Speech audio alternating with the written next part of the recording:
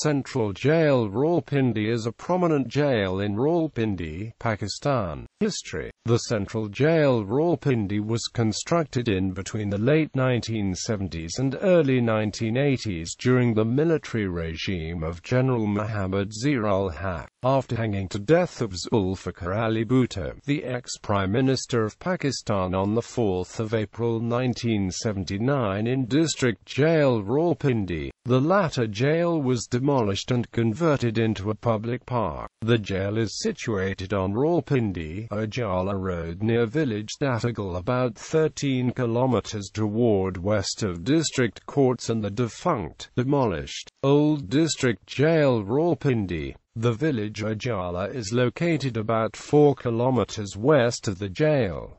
Notable prisoners: Eric Orte, Yusuf Raza Gilani, released on 7 October 2006. Mirza Tahir Hussain, released on 17 November 2006. Zakir Rahman Lakhvi, November 2008. Mumbai Attacks Mastermind Ayun Ali, March 14, 2015.